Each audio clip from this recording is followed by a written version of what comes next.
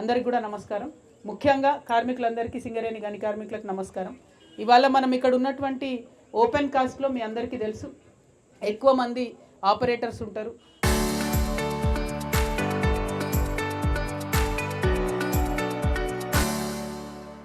Electricians ఉంటారు, fitters ఉంటారు. వారికి అనేక రకాలైనటువంటి సమస్యలు ఉన్నాయి. వాటన్నిటి మీద ఒక్కొక్క దాని మీద కూడా డీటెయిల్డ్గా వర్క్ చేస్తూ ఉన్నాం. ముందుగా మిమ్మల్ని నేను క్షమించమని కోరాలి. ఎందుకంటే టీబీజీ కేసు అధికారంలో ఉన్నప్పుడే కొంత నాకు దాని మీద అవగాహన ఎక్కువ లేకుండా N-1 అనే విధానం ఆనాడు మనను కన్విన్స్ చేసి తీసుకురావడం జరిగింది. దానివల్ల అదేవిధంగా పిహెచ్డి పబ్లిక్ హాలిడేస్ ఏవైతే ఉంటాయో దానిలో 50% కోతతోని కూడా ఓపెన్ కాస్ట్లో ఉన్నటువంటి వాళ్ళకు ముఖ్యంగా దాదాపుగా సంవత్సరానికి 2 నుండి 3 లక్షల రూపాయలు నష్టం జరుగుతుందని నాకు తెలిసింది. క్షమించాలి, అది నేను అక్కడ ఉన్నప్పుడే నాకు తెలియకుండానే ఆ తప్పు జరిగింది. కానీ జరిగినటువంటి తప్పును సవరించుకుంటాం. N-1 విధానాన్ని రద్దు చేసేంత వరకు, పిహెచ్డీలలో మీరు అనుకున్నట్టుగా ఫెసిలిటీ వచ్చేంత వరకు కూడా మీ పక్షాన నిలబడి అది రివర్స్ చేసేలా కూడా పోరాటం చేస్తానని కూడా ఈ సందర్భంగా తెలియజేస్తూ ఉన్నాను. అదేవిధంగా ఇయాలటి రోజు యాజ్ ఇట్ ఈస్గా కొత్త గని లేకున్నా, ఏం ఓపెన్ చేయకున్నా సింగరేణిలో దాదాపు 3000 ఖాళీలు ఉన్నాయి. ఏది ఎన్ని రకాల జాబ్స్ చూసుకుంటే ఈ 3000 ఖాళీలను నింపడానికి ఎవరైతే డిపెండెంట్ అప్లికేషన్లు పెట్టుకున్నారో వాళ్ళందరిది ప్రాసెస్ చేస్తే డైరెక్ట్గా వాళ్ళందరికీ ఉద్యోగాలు వచ్చే అవకాశం ఉంది. కానీ ఆ డిపెండెంట్ ఉద్యోగాలను డోలాయమన్న పరిస్థితిలో ఇవాళ కాంగ్రెస్ ప్రభుత్వం పడేసింది. 30 నెలలైంది. 30 నెలల్లో ఎప్పుడైతే రియాజ్ అన్న కానీ, ఎప్పుడైతే టీఆర్ఎస్ కానీ మాట్లాడిందో అప్పుడు ఒక్కసారి మెడికల్ బోర్డు పెట్టింది.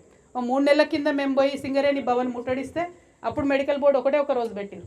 54 మందిని ప్రాసెస్ చేసిరు, 4 పాస్ చేసిరు, 50 మందికి ఎగ్గొట్టిరు. అంతేగాని పెండింగ్ ఉన్నటువంటి దాదాపు 2000 మంది అప్లికేషన్లు, ఆల్రెడీ అన్ఫిట్ అయిపోయి పెండింగ్ ఉన్న 700 మందికి ఎంప్లాయ్మెంట్ ఇవ్వకపోవడం చాలా అన్యాయం, చాలా దారుణం. రిటైర్మెంట్కు దగ్గరగా ఉన్నటువంటి కార్మికులు చాలా ఆవేదనతో ఏ మైన్కు పోయినా కూడా మాకు చెప్తా ఉన్నారు. కాబట్టి రిటైర్మెంట్కి దగ్గరగా ఉన్న కార్మికులందరూ కూడా మేము భరోసా ఇస్తూ ఉన్నాం. నేను ఒకటే మాట ఇచ్చిన మీకు, పోయిన నెల 20వ తారీఖు నాడు ఈ బాయిబాట కార్యక్రమం మొదలుపెట్టినప్పుడు ప్రభుత్వానికి హెచ్చరిక చేసినాం. మేము 1 మంత్ టైం ఇస్తాం మీకు. 1 మంత్లో కనుక మీరు ఎవ్రీ మంత్ 2 సార్ల మెడికల్ బోర్డు పెట్టకపోతే ప్రజాస్వామ్యయుతంగా గాంధేయ మార్గంలో ఈ నెల 20వ తారీఖు నుంచి నిరవధిక నిరాహార దీక్ష నేనే స్వయంగా చేస్తానని చెప్పడం జరిగింది. చెప్పిన తర్వాత ఏం చేస్తున్నారు, ఏఐటీసీ వాళ్ళు ఒక మెసేజ్ పెడతారు, 15వ తారీఖు నుంచి మెడికల్ బోర్డు వచ్చే అని. ఇంతలోపు ఐఎన్టీసీ వాళ్ళు ఇంకో మెసేజ్ పెడతారు, 18వ తారీఖు నాడు మెడికల్ బోర్డు వచ్చేయని. నేను అంటున్నా, ఈ లీకు వీరుల ప్రభుత్వం వద్దు, మనకు లీకులు వద్దు. బాజాప్తా ప్రకటన చేయండి. కంపెనీ నుండి చేస్తారా, ప్రభుత్వం నుండి చేస్తారా, నెలకు 2 సార్ల మెడికల్ బోర్డు పెట్టండి, పెండింగ్ ఉన్నాయని క్లియర్ చేయండి. ఆ విధానాన్ని ప్రతి నెల కొనసాగిస్తామని చెప్పండి. మేము ధర్నా చేసినప్పుడే చేస్తామంటే అది కరెక్ట్ పద్ధతి కాదు. డిపెండెంట్ ఎంప్లాయ్మెంట్ అనేది దగ్గరుండి మనం కాపాడుకున్నాం, ఫ్యూచర్లో కూడా దాన్ని కాపాడుకుంటాం. కార్మికులు దయచేసి ధైర్యంగా ఉండాలి. ఎందుకంటే ఎక్కడ పోయినా కళ్ళల్లో నీళ్ళు తీసుకొని పెద్ద మనుషులు కార్మికులు మాకు చెప్తున్నారు, అక్క ఇంకా 3 నెలలే ఉంది, ఇంకా 2 నెలలే ఉంది, మా పరిస్థితి ఏంది, మేము రిటైర్ అయితే మా పిల్లలు ఉద్యోగాలు ఏందని ఆవేదనతో చెప్తున్నారు. వాళ్ళందరికీ నేను భరోసా ఇస్తా ఉన్నా, ఖచ్చితంగా మీరు ఏ డేట్ నాడైతే అప్లై చేసుకున్నారో ఆ అప్లికేషన్ డేట్ని మాత్రమే ప్రామాణికంగా తీసుకొని ప్రభుత్వం మీకు డిపెండెంట్ ఎంప్లాయ్మెంట్ మీరు కోరుకున్న వారికి, కొడుక, బిడ్డనా, అల్లుడా, పక్కింటోళ్ళ మాకు సంబంధం లేదు, మీరు కోరుకున్న వారికి ఇవ్వాలి, ఆ వెసులుబాటు ఇవ్వాలి.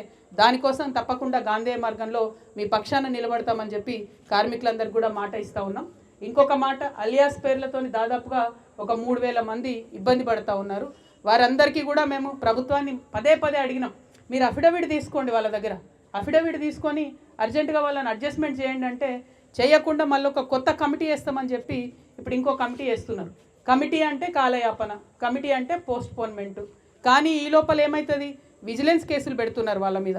ఇప్పటికీ 150 మంది మీద విజిలెన్స్ కేసులు పెట్టారు, అలియాస్ పేర్లు ఉన్న వాళ్ళని. ఎందుకోసం పెడుతున్నాయా విజిలెన్స్ కేసులు అంటే 10వ తరగతి పాస్ కాలేదట. 10వ తరగతికి సింగరేణి ఉద్యోగానికి ఏం సంబంధం ఉన్నది మనకు?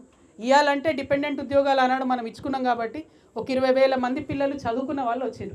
కానీ అంతకుముందు ఎట్లా ఉండే సింగరేణి ఎంప్లాయ్మెంట్ అంటే రన్నింగ్ పెట్టించినటువంటి పరిస్థితి ఉండే. ఎడ్యుకేషన్కి సింగరేణి ఎంప్లాయ్మెంట్కి సంబంధమే లేకుండే. కానీ అది తీసుకొచ్చి ఒక 150 మందిని ఇబ్బంది పెడుతున్నారు. ఇది ప్రభుత్వానికి కరెక్ట్ కాదు. మీరు అఫిడవిట్ తీసుకోండి, అర్జెంటుగా ఈ 3000 మంది ఏదైతే అలియాస్ పేర్లతో ఉన్నారో వారిని ప్రాసెస్ చేయండి అని చెప్పి నేను కోరుతా ఉన్నాను.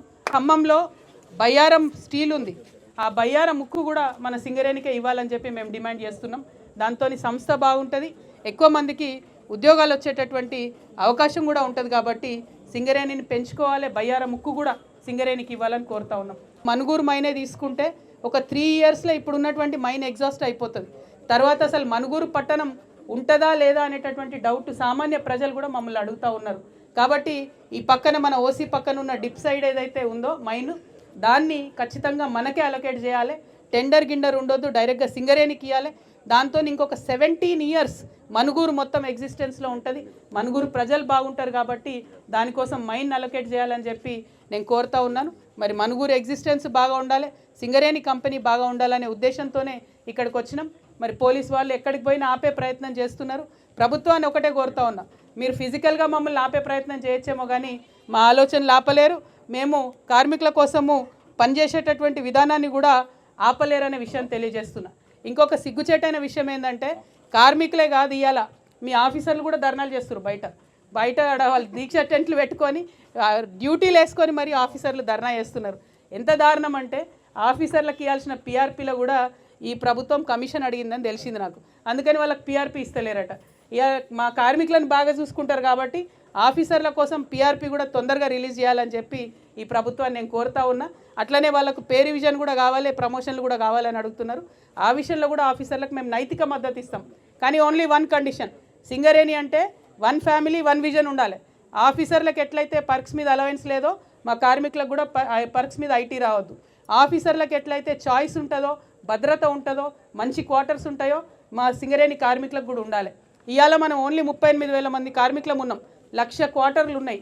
ఓ పక్కనున్న పేపర్ మిల్లుల క్వార్టర్లు చూడరు ఎంత బాగుంటాయి, హెవీ వాటర్ ప్లాంట్ వాళ్ళ క్వార్టర్స్ ఎంత బాగుంటాయి. మన సింగరేణి క్వార్టర్స్ చూస్తేనేమో దారుణమైన పరిస్థితి. అది సింగిల్గా బ్యాచిలర్కి ఉండే క్వార్టర్ ఇస్తారు మనకు. మళ్ళీ ఒక 4 నుంచి 5 లక్షల రూపాయలు మనమే ఖర్చు పెట్టుకోవాలి, మనమే టైల్ వేసుకోవాలి, మనమే షెడ్లు వేసుకోవాలి, మనమే ఏసీలు పెట్టుకోవాలి. దానికి మళ్ళీ 100 రిస్ట్రిక్షన్లు పెట్టేటటువంటి పరిస్థితి ఉంటుంది. కాబట్టి నేను అధికారులనే కోరుతా ఉన్నా, క్వార్టర్స్ అబండెంట్గా అవైలబుల్ ఉన్నాయి. 2 క్వార్టర్లు కలిపి 1 క్వార్టర్ చేయండి, మా వాళ్లకు మంచిగా ఉండే అవకాశం ఇవ్వండి. ఎందుకంటే మేము ఖచ్చితంగా అధికారంలోకి వస్తాం. రక్షణ సేన వచ్చినాక నాకు ఒక కళ ఉన్నది. అదేంటంటే సింగరేణికి సపరేట్గా హౌసింగ్ బోర్డు పెట్టాలి. మీరు కార్మికులు 30 సంవత్సరాలు మీరు ఇక్కడ పనిచేస్తారు. పనిచేసిన తర్వాత రిటైర్ అయ్యేటప్పుడు మళ్ళీ మీకు ఇల్లు ఉండదు. నా ప్రపోజల్ ఏంటంటే సింగరేణికి ఒక హౌసింగ్ బోర్డు పెట్టుకొని కార్మికులు రిటైర్ అయిన తర్వాత జిల్లా హెడ్ క్వార్టర్స్లో మీకు ప్లాట్స్ ఇవ్వాలి. దానికోసమని ఆలోచన చేస్తూ ఉన్నాము. ఖచ్చితంగా మా సంకల్పం గొప్పది. ధర్మం పక్షాన, కార్మికుల పక్షాన ఆలోచన చేస్తూ ఉన్నాం. కాబట్టి సింగరేణి హౌసింగ్ బోర్డు పెట్టే విధంగా ఇప్పుడున్న ప్రభుత్వానికి ఒత్తిడి తీసుకొస్తాం. అధికారంలోకి వచ్చిన తర్వాత డైరెక్ట్గా మనమే హౌసింగ్ బోర్డు పెట్టుకుంటాం. మరి అధికారంలో వచ్చేంత వరకు ఫైట్ కూడా చేస్తూ ఉంటాం. మీరు చూసింది ఇప్పుడు అక్కడ అడ్డుకుంటే కూడా పోలీసు వాళ్ళు భయపడలేదు, ఆగలేదు, మేము ఆగిపోలేదు. కార్మికులను కలవాలనే ఉద్దేశంతో వచ్చినాం కాబట్టి మీకోసం పనిచేస్తామనే విషయాన్ని మళ్ళొకసారి మీ అందరికి కూడా తెలియజేస్తూ, 2 విషయాల్లో అసలే కాంప్రమైజ్ కాము. కార్మికుల భద్రత విషయంలో కాంప్రమైజ్ కాము, కార్మికులకు రావాల్సిన వసతుల విషయంలో కాంప్రమైజ్ కాము. 20,000 మంది యంగ్స్టర్స్ ఉన్నారు. వాళ్ళందరికీ చిన్న పిల్లలు ఉన్నారు. ఇవాళ కార్మికుల పిల్లలు ఎక్కడ చదువుకోవాలి? సింగరేణి స్కూల్స్లో CBSE ఎడ్యుకేషన్ ఇవ్వండి, అప్గ్రేడ్ చేయండి అని 3 ఏళ్ల నుంచి అడుగుతూ ఉన్నాం. యాజమాన్యం పట్టించుకుంటలేదు. అన్ని ఏరియాస్లో ఉన్నటువంటి సింగరేణి స్కూల్స్లో కూడా CBSE సిలబస్ పెట్టి అప్గ్రేడ్ చేయండి, హాస్పిటల్స్ని మంచిగా అయ్యేటట్టు చూడండి అని కూడా నేను కోరుతూ, ఇట్లా మీకు తెలుసు చాలా ఉన్నాయి, చెప్పుకుంటే రామాయణం అంతా, మాట్లాడుకుంటే మహాభారతం అంతా అన్నట్టు ఉంటుంది మన కార్మికుల సమస్యలు.